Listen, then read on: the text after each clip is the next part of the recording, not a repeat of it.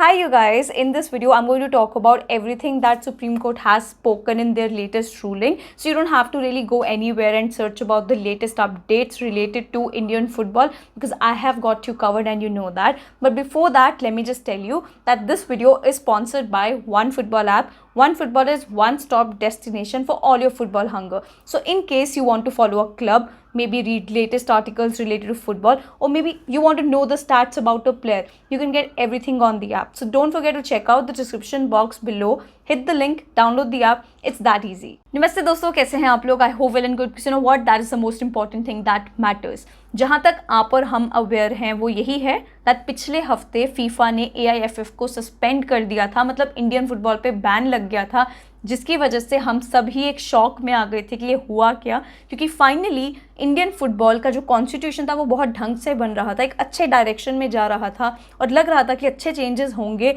और बढ़िया बढ़िया बदलाव देखने को मिलेंगे हमको इंडियन फुटबॉल में। लेकिन फीफा ने बोला we will not let that happen, will bring you down and will take you where you were. Like हम तुमको वो स्कोप ही नहीं देंगे कि तुम थोड़ा इम्प्रूव कर पाओ। तो अब उनके प्रेशर में आके सुप्रीम कोर्ट ने कुछ चेंजेस किए हैं और वो बहुत बड़े चेंजेस हैं। ये रूलिंग जो है सुप्रीम कोर्ट का वो 2 दिन पहले आया, मैं आपको सब बताती हूँ उसमें क्या हुआ। तो 2-3 बहुत इंपॉर्टेंट पॉइंट्स हैं जो हुए हैं। सबसे पहला पॉइंट ये है, अगर आप लोग को याद हो COA कमिटी ऑफ एडमिनिस्ट्रेटर्स, इसके बारे में मैंने इतना बात किया है अपने ऑलमोस्ट हर वीडियो में। तो COA एक 3 मेंबर कमेटी था जो सुप्रीम कोर्ट ने ही बिठाया था। तो कुछ 3 महीने पहले सुप्रीम कोर्ट ने COA को पूरा पावर दे दिया कि तुम जितना भी डे टू डे मैनेजमेंट है AIFF का वो तुम लोग हैंडल करोगे।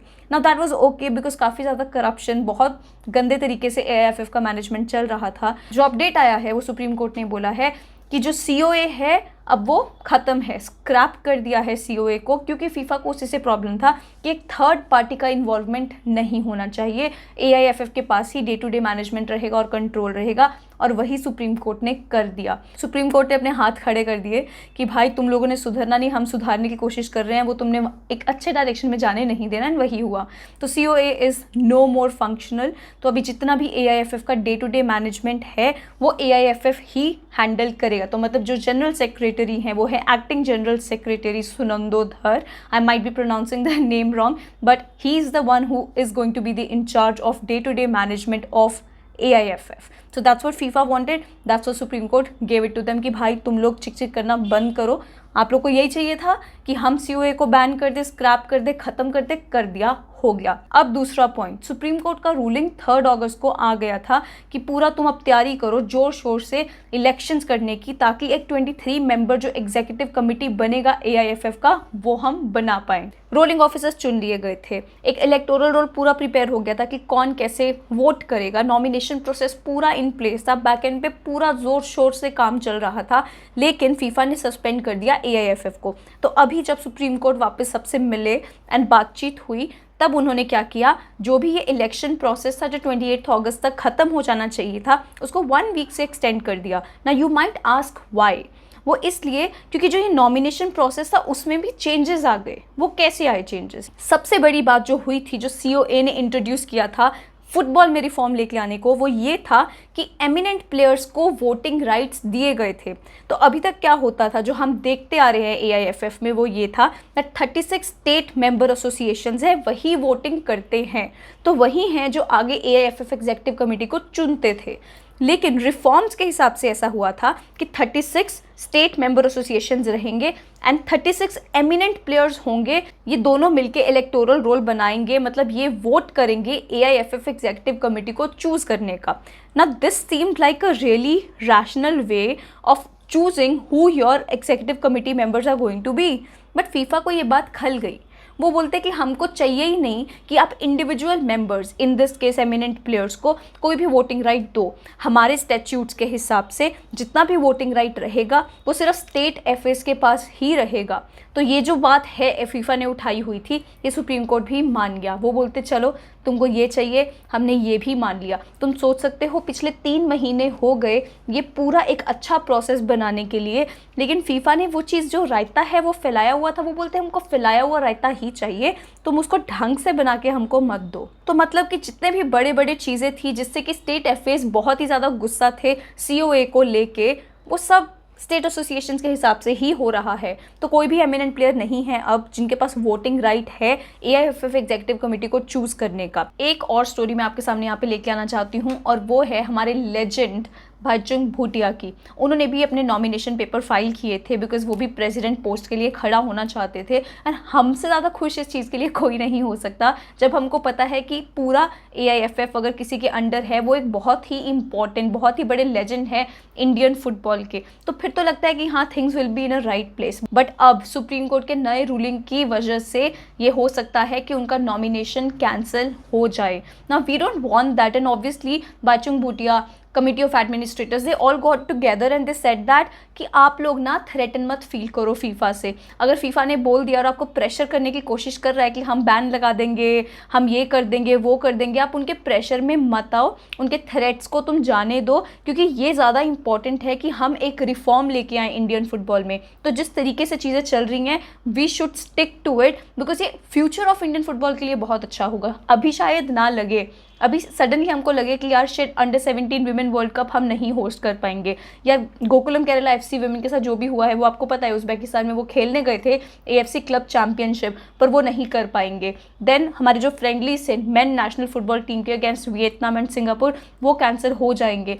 लेकिन ये बहुत ही टेम्परेरी चीज़ें अगर आप सोचो, अगर लॉन्ग टर्म सोचना है तो अभी एक अच्छा कॉन्स्टिट्यूशन होना ज़रूरी था। लेकिन सुप्रीम कोर्ट गेव इन, उन्होंने फीफा की डिमांड्स मान ली हैं। तो इन अ वे ऐसा लग रहा है कि कुछ टाइम में डेफिनेटली फीफा बैन हटा देगा इंडिया पे, लेकिन इसका कुछ एक अच्छा कंक्लूजन नहीं है।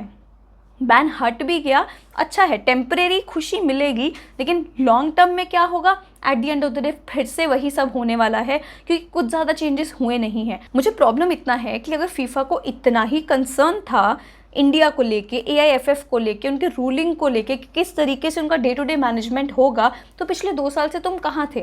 जब इलेक्शंस होने चाहिए थे तब प्रेशर क्यों नहीं डाला कि तुम इलेक्शंस टाइम पे कंडक्ट करो वरना बैन लगेगा? Why weren't you aware at that point of time? अब जब 2 साल के बाद एक थर्ड पार्टी एंटर किया ताकि तुम्हारा फैलाया हुआ रायता वो क्लीन कर पाए, तुमको प्रॉब्लम शुरू हो गया उसी टाइम पे प्रॉब्लम शुरू हो गया। कहाँ थे 2 साल से? ये तो क्वेश्चन जेन्युइन है ना, पूछेंगे हम, क्यों नहीं तुमने उस टाइम प्रेशर डाला कि भाई तुम इलेक्शंस करवाओ, एक ढंग से एक कमेटी बनाओ, तभी तो हम मानेंगे कि कुछ काम हो रहा है। बट नहीं, वही तो चीज़ है, क्या ही फायदा हुआ फिर इतना कुछ होने का पिछले 3 महीने से, जब eight the end of the day हमने फीफा पे गिव इन करना ही था कि भाई तुमने जो बोल दिया ठीक है, मान लिया। भाईचुंग भूटिया ने ये तक बोल दिया कि मैंने इंडिया के लिए 10 साल से कुछ 100 से ऊपर मैचेस खेल लिए हैं, लेकिन अब भी अगर मैं इंडियन फुटबॉल की एडमिनिस्ट्रेशन में आना चाहता हूँ, कितना डिफिकल्ट है मेरे लिए वो आना। सोचो, आप सोचो, 10 साल से इंडियन फुटबॉल में खेल रहे, कैप्टन रह चुके हैं, what a legend he is of Indian football, लेकिन उनको भी इंडियन फुटबॉल एडमिनिस्ट्रेशन में आने के लिए कितना डिफिकल्टी हो रहा है। अभी हो पाएगा, नहीं हो पाएगा, उन्होंने नॉमिनेशन पेपर अपने फाइल किए हैं, वो प्रेसिडेंट बन पाएंगे, नहीं पाएंगे, you don't know, you never know, we don't know. There is another eminent player जो है कल्याण चौबे, उन्होंने भी पेपर फाइल किए हैं प्रेसिडेंसी के लिए, लेकिन वो एक एमिनेंट प्लेयर की तरफ से नहीं फाइल किए, उन्होंने एज अ नॉर्मल कैंडिडेट ही अप्लाई किया है बिकॉज वो पॉलिटिशियन है। सो इन अ वे जो 7 लोगों ने अप्लाई किया है उनमें एक भाईचुंग भूटिया हैं, एक कल्याण चौबे हैं जो कि फुटबॉल के रिलेटेड हैं, बाकी सबके सब पॉलिटिशियंस हैं। ये मैंने अपने पिछले वीडियो में भी बताया था कि ये जो इलेक्शंस हो रहे हैं ये AIFF एग्जीक्यूटिव कमेटी के लिए हो रहे हैं जिसमें 23 मेंबर्स हैं। तो जो 17 मेंबर्स हैं वो इलेक्टेड मेंबर्स होंगे, बाकी जितने मेंबर्स बचे हैं वो सारे एमिनेंट प्लेयर्स होंगे। तो मतलब 6 एमिनेंट प्लेयर्स होंगे जिसमें कि 4 मेल होंगे और 2 फीमेल मेंबर्स होंगे। और जो ये 17 मेंबर्स हैं उनमें एक प्रेसिडेंट होंगे, वाइस प्रेसिडेंट होंगे, ट्रेजरर होंगे, और इन सब के लिए ये वोटिंग, ये इलेक्शन सब हो रहे हैं। तुमको ना एक बहुत ही बढ़िया नैरेटिव बताती हूँ जो कि सुप्रीम कोर्ट में हुआ था। तो कपिल सिब्बल जो हैं वो अपीयर कर रहे थे कोर्ट में प्रफुल्ल पटेल के लेके, ठीक है, वो उनकी तरफ से अपीयर कर रहे थे। तो कपिल सिब्बल ने बोला कि तुमको क्या लगता है कि प्रफुल्ल पटेल को बहुत ज़्यादा इंटरेस्ट है प्रेसिडेंसी में? उनको कोई इंटरेस्ट नहीं है प्रेसिडेंसी में, वो तो बोल ही नहीं रहे हैं कि उनको AIFF प्रेसिडेंट बनना है फिर से। उनको तो बस ये है कि उन्होंने जो अपने टेन्योर में इतनी मेहनत करके अंडर 17 विमेन वर्ल्ड कप का कि वो होस्ट करेंगे इंडिया में लेके आए थे, वो बस कंडक्ट हो, वो इतना केयर करते हैं इंडियन फुटबॉल के लिए। उसके बाद राहुल मेहरा जो एडवोकेट है, जिन्होंने ये पूरा सबसे पहले दिल्ली हाई कोर्ट में एक केस लेके गए थे। वो बोलते भाई सस्पेंशन भी तो आप ही लेके आए हो फिर AIFF में, कहाँ से ये सब शुरू हुआ मतलब सोचो ये सब भी चल रहा है। एंड आप बिलीव नहीं करोगे, सुप्रीम कोर्ट ने कपिल सिब्बल से पूछा कि क्या अभी प्रफुल्ल पटेल अपनी फीफा की गद्दी छोड़ेंगे कि नहीं छोड़ेंगे। तो कपिल सिब्बल उस टाइम पे बोलते कि वो तो क्यों ही छोड़ेंगे, वो तो इलेक्टेड मेंबर हैं फीफा में वहाँ। बट ही फॉरगॉट कि उनको ये जो पोजीशन मिला है ना फीफा को रिप्रेजेंट करने के लिए इंडिया से, वो भी इसलिए मिला है क्योंकि वो AIFF के प्रेसिडेंट थे। तो मतलब वो भी तो प्लेस खाली करो ना अपनी, वहाँ पे तुमने अपना पोजीशन बिठा रखा है और यहाँ पे तुम हमको बोल रहे हो कि तुम हमारी तरफ से ही खेल रहे हो, लेकिन वहाँ जाके बैटिंग तुम किसी और के लिए कर रहे हो। चल तो यही रहा है और क्या है। आई फील रियली बैड कि supreme court gave in to the request of FIFA. I don't know what do you guys think about it, कि क्या हमको उनके रिक्वेस्ट को सुनना चाहिए था, नहीं सुनना चाहिए था, बैन लगे रहना चाहिए था, कि क्या ये ज़रूरी था कि अभी हम FIFA women world cup conduct करवाएं, या ये ज़रूरी था कि हम एक प्रॉपर प्लेटफॉर्म बना पाएँ इंडियन फुटबॉल को ग्रो करने के लिए, क्योंकि जो एम है वो सिर्फ अभी 1-2 महीने का नहीं होना चाहिए, वो एक लॉन्ग टर्म प्लान होना चाहिए। और वो लॉन्ग टर्म प्लान तभी बन पाएगा अगर हमारे पास एक प्रॉपर प्लेस्ड कॉन्स्टिट्यूशन है, अगर हमारे पास एक ऐसा ऑर्गेनाइजेशन है विच इज़ नॉट करप्ट, अगर एक ऐसे लोग हैं उस ऑर्गेनाइजेशन में जो कि फुटबॉल के बारे में सोच रहे हैं और ना कि अपनी गद्दी के बारे में, ना कि अपने फैमिली मेम्बर्स को अच्छे अच्छे पोजिशन में रखने के बारे में।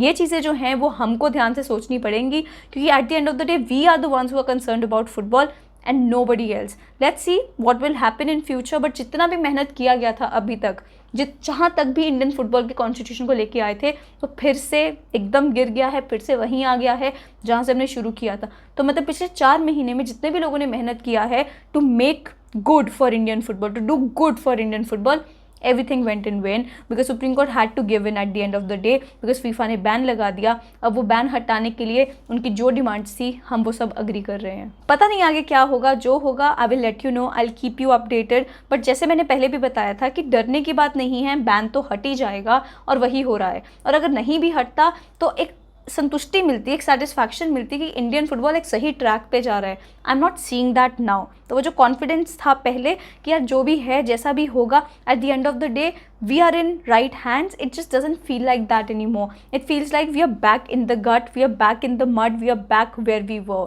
सो it just I don't see any improvement in that at all. बाकी होपिंग एंड लेट्स होप कि जो नया AIFF एग्जीक्यूटिव कमेटी बनेगा वो अच्छे से रन हो, there actually concerned about Indian football and nothing else. अगर वैसा होगा फिर ठीक है, फिर कोई इशू नहीं है। ये 4 महीने विल बी फॉरगिवेबल, ये these 4 months will be forgotten. But अपना काम ढंग से होना चाहिए, लेकिन वो भी अब टाइम बताएगा। Never know. That is it from me today. Please comment down below and let me know जो भी अभी मैंने आपसे पूछा है, because these are very important topics to discuss. I hope मैं कभी लाइव आऊँ ताकि हम ढंग से इन चीज़ों के बारे में बात कर पाए और हमारे जो भी कंसर्न्स हैं हम साथ में डील कर पाएँ। आई विल डू दैट जब भी फ्री टाइम मिला, I promise. So that is it from me today. Please like, subscribe, share, hit the bell icon so you never miss a video from me. Thank you so much for watching. Namaste.